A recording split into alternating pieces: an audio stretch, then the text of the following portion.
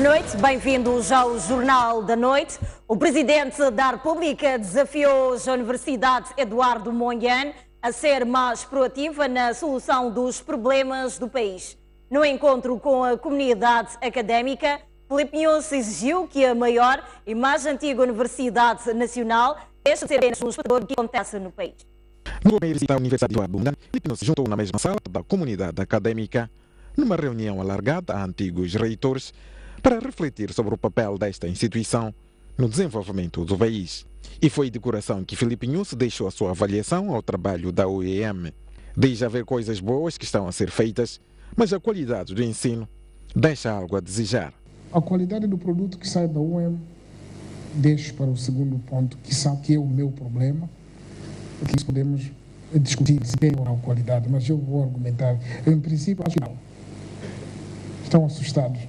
Mas ele vos provar porquê. Grande vocês para poder fazer a vitória. Por ser a mais antiga instituição do ensino superior e por onde passou grande parte dos quadros nacionais, a UEM tem para responsabilidades agressivas que vai ser bom ou mal para o país. Porque a Universidade Mundial sabe tudo que tem no país. Por aqui onde saem todas as pessoas. No Parlamento. Aquelas pessoas que estão no Parlamento estudaram aqui. Têm diplomas. Nós sempre temos três poderes: judiciário, legislativo e executivo. Aqueles que estão aí no legislativo lá, saíram daqui, formados por vocês. Aqueles que estão aí nos tribunais, mas saíram. O Presidente da República deixou um desafio para que a UEM reflita sobre a sua atuação na solução dos problemas e desenvolvimento do país. O que falta para Moçambique poder gradualmente e com uma grande velocidade sair disto? São problemas até agravados com as dívidas mal feitas. Aquilo que está mal feito, aquilo que são os indicadores de governação de gestão, em todo lado, quando a gente fala de governação de gestão, muitas vezes nos distraímos, vemos o ministro, o governador. A governação é vasta, é o complemento da qualidade da governação. A Universidade Eduardo Mondlane não há o que não pode resolver. Muitas das vezes ficamos observadores, aqueles que jogam pela. Durante a visita à Universidade Eduardo Mondlane, quebrou por mais de 5 horas, o se visitou algumas unidades por onde passou como estudante e recordou alguns momentos vividos. Faculdade de Engenharia, por onde Filipe Nunes passou no início da década de 1980. Inteirou-se das atividades daquela faculdade. Antes de uma faculdade de veterinária, com o mesmo objetivo, recordou as memórias dos anos de estudantes e manifestou preocupação às infraestruturas. As infraestruturas.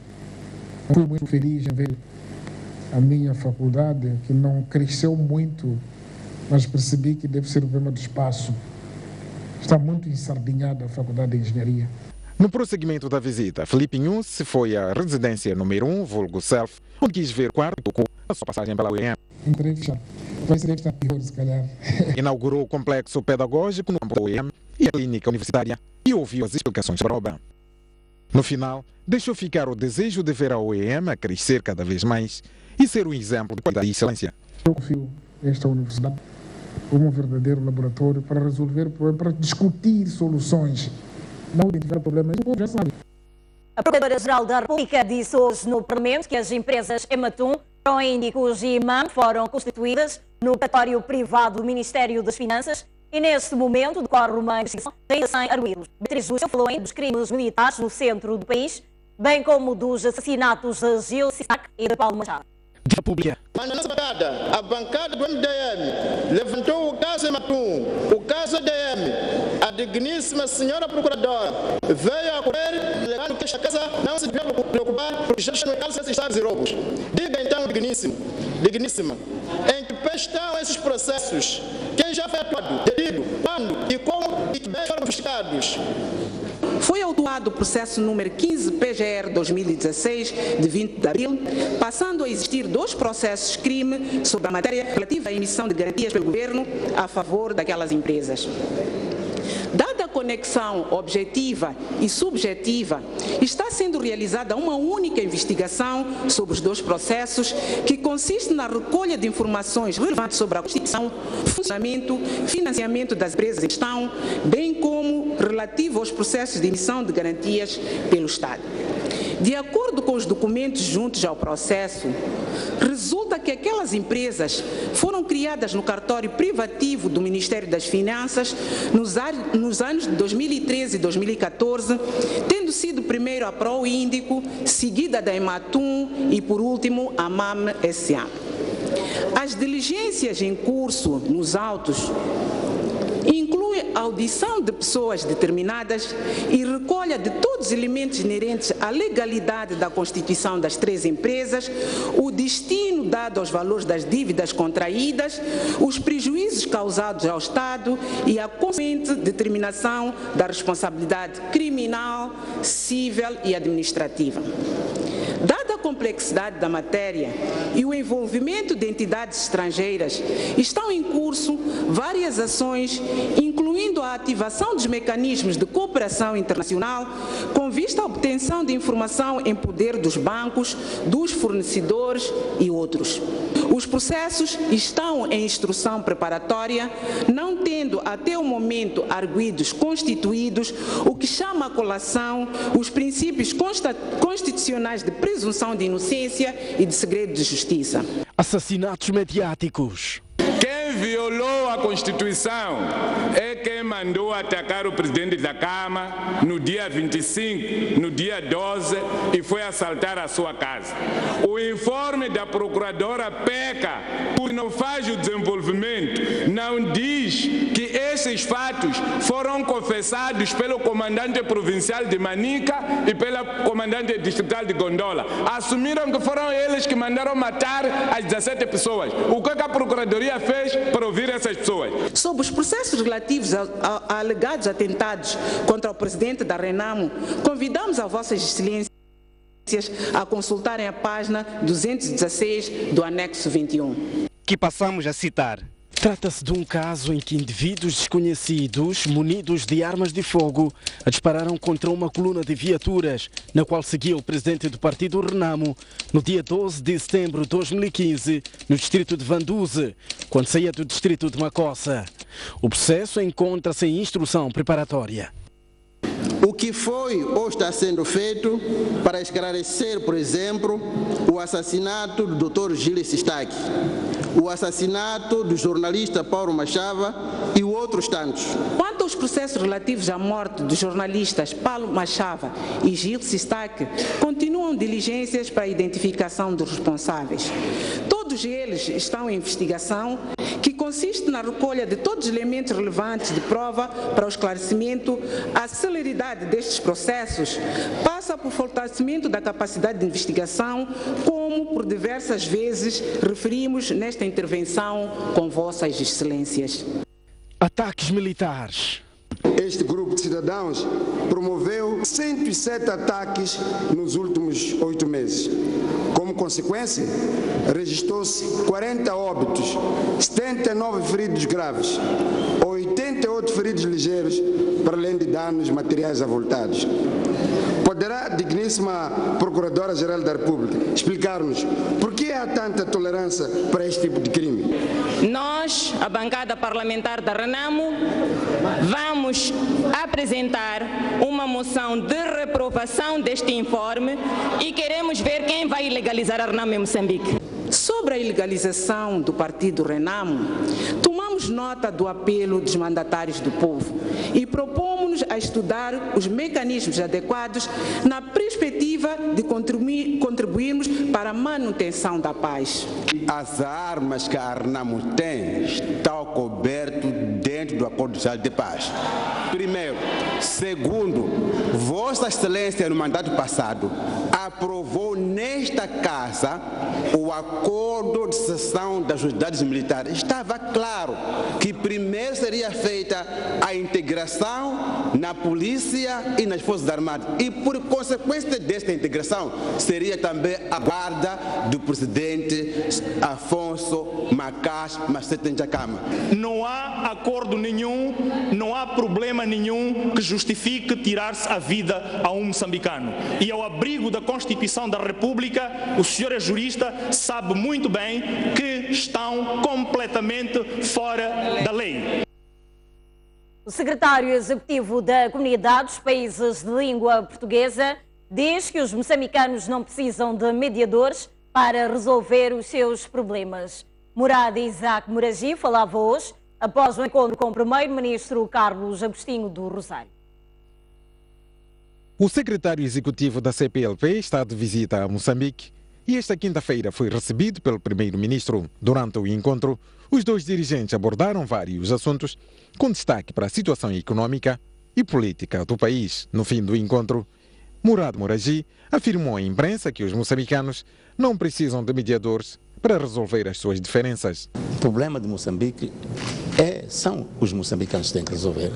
Não são mediadores que vêm resolver o nosso problema. O nosso problema tem que ser resolvido através do diálogo franco e aberto, e dispostos a encontrar paz para que o país possa, de facto, consagrar-se à resolução dos problemas de base que nós enfrentamos, que é a fome, a pobreza, que são males que só com a paz e estabilidade que podemos resolver. O secretário executivo da CPLP também falou dos principais desafios da comunidade. O ponto que nos interessa neste momento, e neste momento estamos trabalhando para que a Guiné-Bissau possa recuperar a sua estabilidade e consagrar-se ao desenvolvimento económico e social. Essas são questões que mais interessantes neste momento, ver a Guiné-Bissau, a sua estabilidade, que o Brasil também se encontra a sua estabilidade, e o nosso país também encontra a sua estabilidade, e essas questões devemos preocupar ou encontrar o fórum de estabilidade. Ainda na o primeiro-ministro reunido com o investidor da Guiné para discutir projetos econômicos e a possibilidade de desenvolvimento nas áreas da agricultura, pesca e turismo. A Indonésia já investiu $12 milhões na área de hidrocarbonetos em Moçambique. O antigo presidente da República de Moçambique, Joaquim Chissano, foi laureado pelo Prémio Europeu Norte-Sul 2015. Chissano é reconhecido pelo seu tributo para o reforço da democracia em África. Que todos os cidadãos sejam cientes de que nós precisamos, que ninguém aceite ser arrastado para a guerra, por seja que for. O prêmio é todos os anos a duas personalidades que se destacam pela sua ação em prol da defesa dos direitos humanos e democracia. O antigo presidente moçambicano Joaquim Chissano e a ativista grega Lorapa, responsável de uma organização de apoio a refugiados, são os laureados do Prêmio Norte-Sul 2015 do Conselho da Europa. A informação foi divulgada esta quarta-feira pelo Norte-Sul, organismo do Conselho da Europa, sede de Lisboa. De acordo com o Centro Norte-Sul, Joaquim Chissano, presidente de Moçambique entre 1986 e 2005, reconhecido pelo seu contributo para o reforço democrático em África e o seu envolvimento na procura da resolução pacífica de conflitos em diferentes zonas do continente, nomeadamente na sua qualidade de enviado especial da Organização das Nações Unidas. Devemos não esquecer que, portanto, os moçambicanos devem conseguir esta paz. Em Portugal, a nossa ideia era pensar no nosso povo. Chissano é o rosto de um conjunto de mudanças socioeconômicas e políticas que transformaram Moçambique e é o responsável pela primeira Constituição de democracia multipartidária no país, datada de 1990, além de pertencer aos conselhos consultivos de diversas organizações internacionais, incluindo Nações Unidas.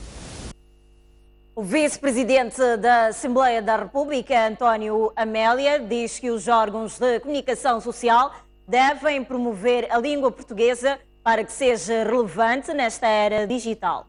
O mesmo falava na abertura do seminário das entidades reguladoras da comunicação social dos países de língua portuguesa. O encontro junta na mesma sala representantes de reguladores da comunicação social dos países e territórios de língua portuguesa e visa debater os desafios da língua na era dos mídias digital. António Amélia, vice-presidente da Assembleia da República, abriu o evento em representação de Verônica Macamo e defendeu que os órgãos de comunicação social é dominada pelas plataformas das línguas com maior expressão global. Aqui importa refletirmos seriamente sobre a necessidade de investimento em programas científicos de promoção da língua portuguesa, sob pena da nossa língua perder relevância e ser preferizada nesta da comunicação social, sobretudo a investigativa, na necessidade da apropriação efetiva das línguas em que o espaço digital reserva posição privilegiada acima da nossa. O evento de 3 dias, que junta Portugal, Angola, Cabo Verde, Guiné-Bissau e Moçambique, marca igualmente o início das comemorações dos 25 anos da Lei de Imprensa. No caso de Moçambique, e por analogia, no caso de Angola, Cabo Verde, Guiné-Bissau, São Tomé, Timor-Leste, a esta complexidade hão de acrescentar-se pelo menos 3 fatores incontornáveis: diversidade linguística, o elevado índice de analfabetismo e fragilidade econômica. Seria este, em resumo, o desafio a que nos propomos responder neste seminário. A língua portuguesa é falada por cerca de 260 milhões de pessoas em 9 países do mundo. E reguladores da comunicação social na CPLP defendem que a era digital deve ser percebida como uma oportunidade para reforçar a influência da língua portuguesa através da criatividade. No digital é necessário que nós percebamos como um novo espaço público, o próprio espaço digital.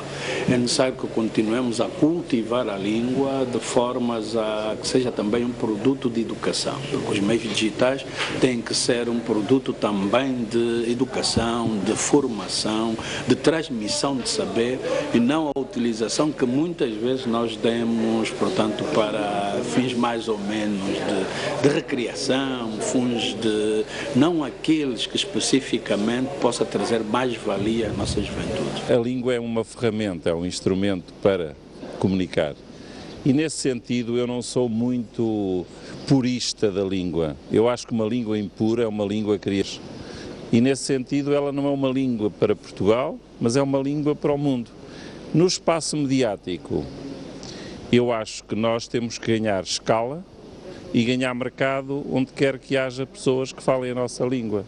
Bom, nós estamos num espaço muito variado, que países que falam esta língua estão localizados em vários cantos do globo, tanto sofrem influências endógenas e que, se não for bem tratado, pode criar assimetrias na língua que eventualmente poderá descaracterizar a própria língua. Daí a importância do acordo ortográfico, que pode ser corrigido, ainda vamos a tempo de o fazer. O governo da província de Sofala apelou aos funcionários da função pública no sentido de terem a consciência sobre a necessidade de servirem ao Estado e não servir-se dele para satisfazerem os seus caprichos, devendo, para tal, abandonar todas as práticas corruptas sob o risco de precipitar o país para o abismo. Apelos foram lançados nesta quinta-feira por ocasião da celebração do Dia da Função Pública. Primeiro, foi o secretário permanente substituto que lembrou que as instituições públicas devem planificar ações e realizações concretas no sentido de permitir uma aproximação entre os funcionários e os destinatários dos seus serviços.